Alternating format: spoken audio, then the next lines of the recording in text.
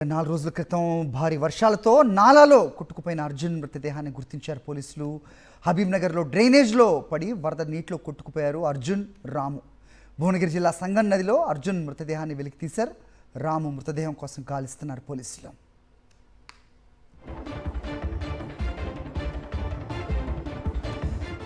Right, ఇదే అంశంపై updates మా కరెస్పాండెంట్ సాయి కిరణ్ అడిగి తెలుసుకుందాం. సాయి కిరణ్, మొత్తానికి అర్జున్ మృతదేహం లభించింది అనే అప్డేట్ చూస్తున్నాం, నిజంగా బాధాకరం.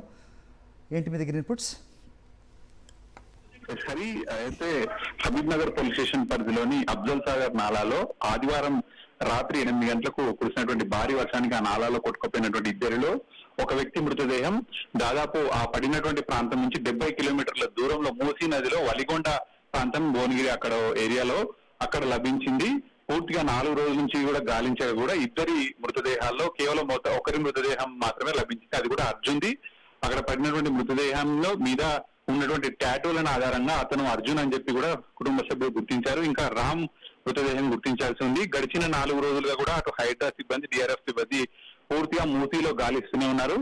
ఆదివారం పూట పెద్ద ఎత్తున వర్షం కురిసింది హైదరాబాద్ లో. అందులో ఏదైతే ఇంటి పక్కనే ఆనుకుని ఉన్నటువంటి నాలలో ప్రమాదవశాత్తు అందులో పడి దాదాపు వాళ్ళ ఇంటి ప్లేస్ నుంచి పడినటువంటి ప్లేస్ నుంచి 70 కిలోమీటర్ల దూరం వరకు కూడా కొట్టుకొని పోయారు. 4 రోజులుగా కూడా ఇక్కడ నుంచి కూడా వెతుకుతూ వెళ్తూనే ఉన్నారు. అయితే అక్కడ ఉన్నటువంటి స్థానికుల సమాచారం మేరకు అక్కడ ఉన్నటువంటి మృతదేహాన్ని గుర్తించి ఒంటి మీద ఉన్నటువంటి టాటూల ఆధారంగా అర్జున్ ను గుర్తించారు. అయితే ఇంకా రామ్ కూడా గుర్తించాలి. ఇంకా మరి రామ్ కూడా దాదాపు అక్కడక్కడనే ఉంటాడు. సో ఇప్పుడు ప్రస్తుతం గాలింపు చర్యలు చేపడుతున్నటువంటి పరిస్థితి ఉంది. సో మొత్తానికి మృతదేహాన్ని వాళ్ళ కుటుంబ సభ్యులకు కూడా అప్పగించనున్నారు. 4 రోజుల నుంచి కూడా వాళ్ళ కుటుంబ సభ్యులు ఆవేదన వ్యక్తం చేశారు. కనీసం మృతదేహాన్ని ఇవ్వాలి అనేటువంటిది వాళ్ళ ఆవేదన వ్యక్తం చేశారు. మరి మృతదేహం దాదాపు 70 కిలోమీటర్ల వరకు కూడా కొట్టుకుపోయినటువంటి పరిస్థితి